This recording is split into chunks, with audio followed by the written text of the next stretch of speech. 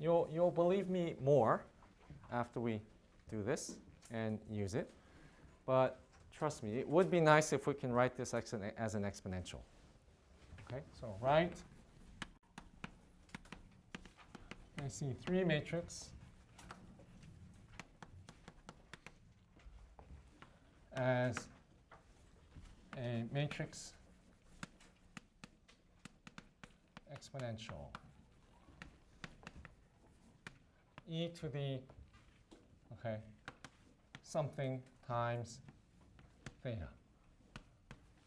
Okay. Now the question is, what goes in here? Okay. So that's what we're going to find. That's what we're going to find. Okay. So let me introduce some notation. Okay. All right. So let's take omega and v to be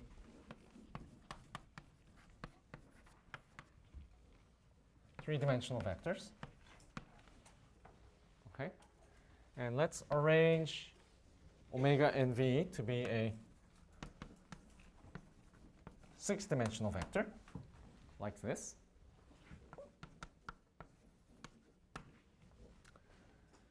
Okay, so we all live in a three-dimensional world, right? Well, for practical purposes. Okay. Start getting used to the idea of 6 dimensions, okay? Because that's going to be our theme, okay? Whatever we do from now on, okay, like I said, let's combine orientations and positions.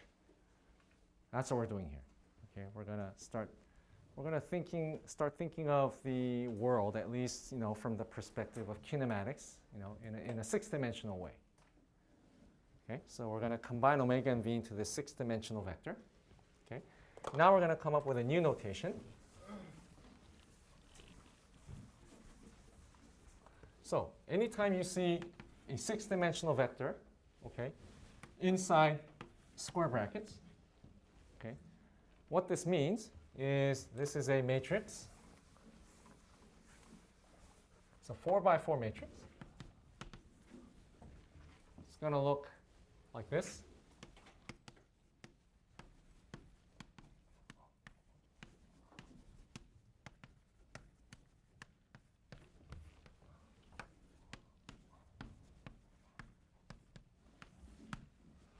Okay, so it's a 4x4 matrix defined in this way.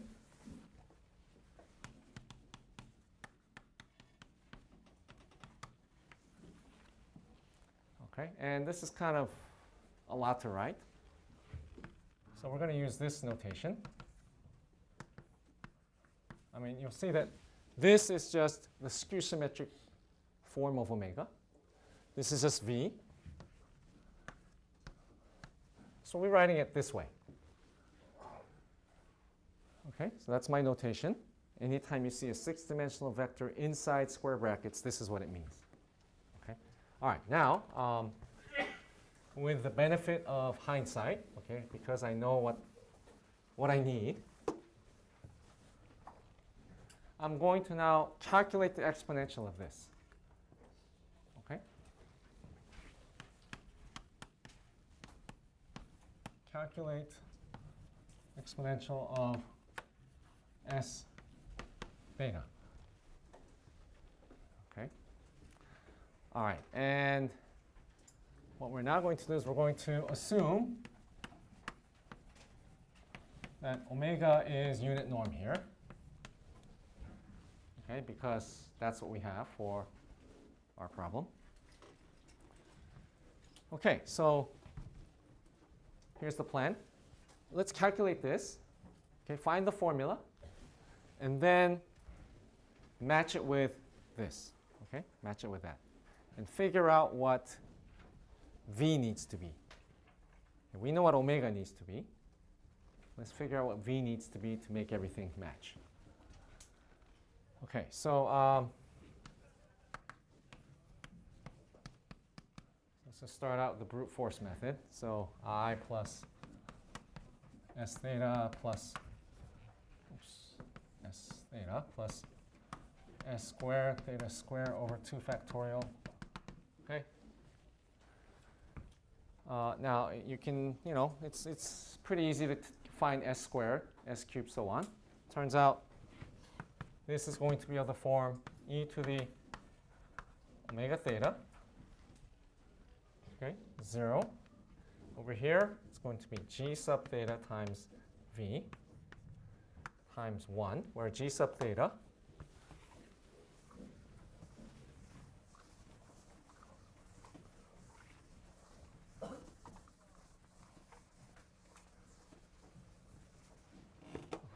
is going to be of the form I theta plus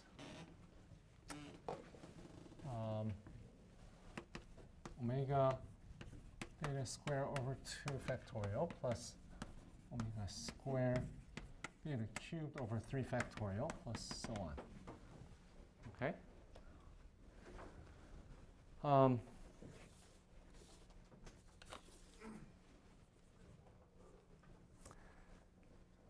All right, so that looks very close to something we know, right? Actually, let me make sure I got that right here.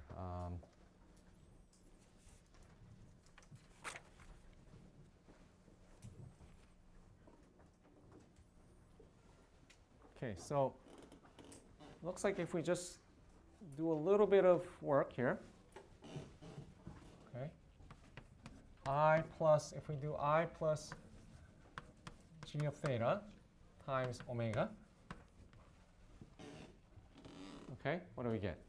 Multiply everything by omega first, so I omega, omega squared, omega cubed, and then add an I. We get what? Exactly the exponential. Okay. Okay. So you say, aha, I'm a clever guy. So, aha. So I say, all right, well, that's pretty easy. So you go, You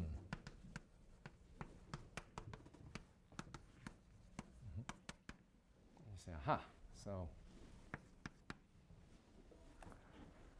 you say, so you're sort of congratulating yourself, for being clever. Okay, and you write this on a test and you get 0. Okay, because it doesn't exist. Okay, it doesn't exist.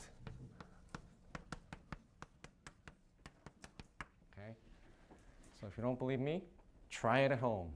Try it at home. Find the inverse. Okay, wrong. Okay, it doesn't work.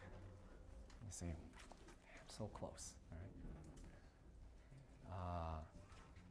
So it doesn't quite work, okay? But there is something you can do.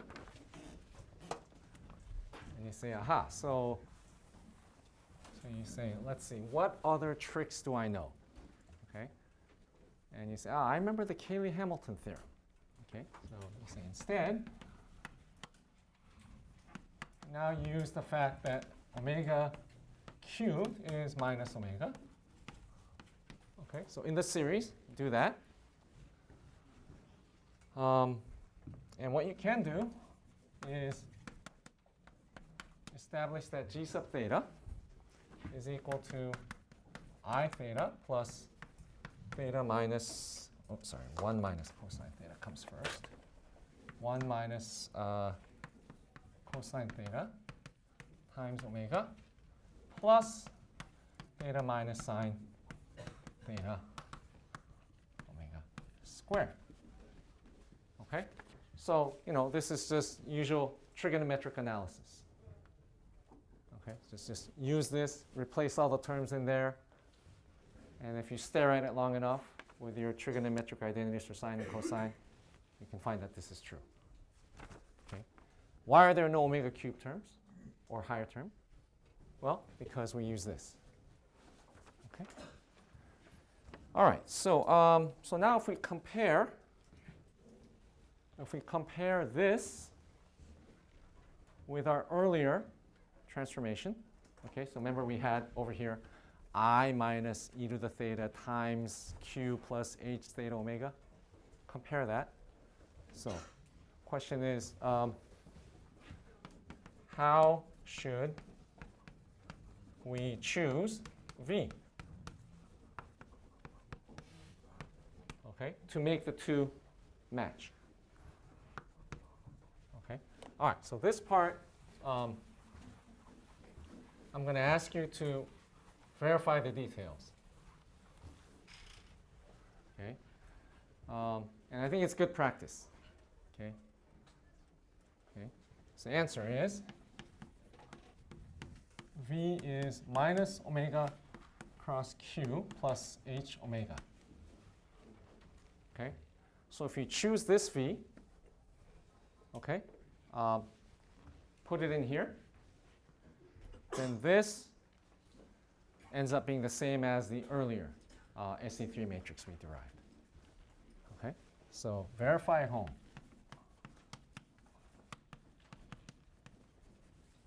Okay, very good practice, by the way.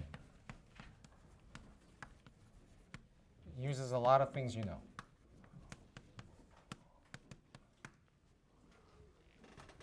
Okay, so do that. Okay, so we now have a formula, a closed form formula, okay, for a screw motion. All right. So so how does that make life better for me?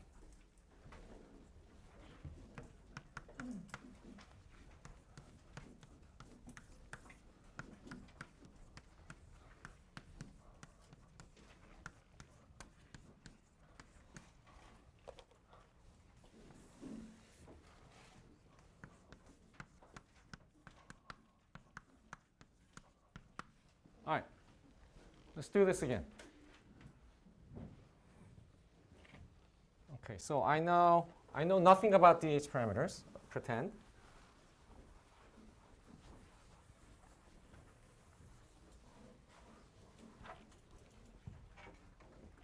I know nothing about DH parameters.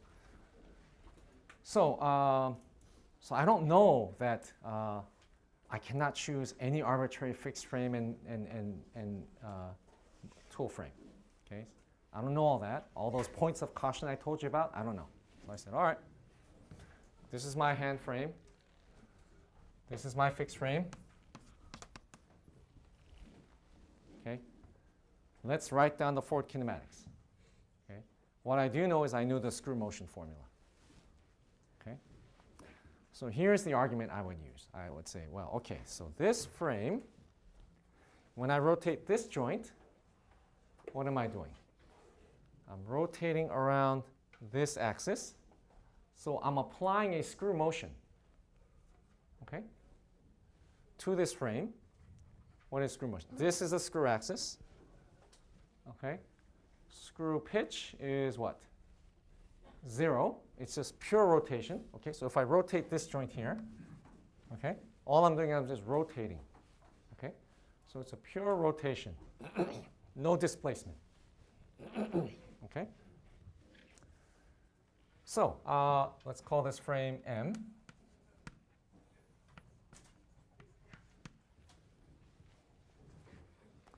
Okay, so this is an SE3 matrix. So when I rotate this joint, I'm applying some screw motion. S6 theta 6 times M. Okay, to this frame. Now, when I rotate this joint, what am I doing? I'm rotating this frame around this axis, right? It's some rotation around that axis. So this is another screw motion. Okay, it's a screw motion. What kind of screw motion is it? It's a pure rotation. Okay, pure rotation. So it's a 0 pitch screw motion. So if I rotate theta 5,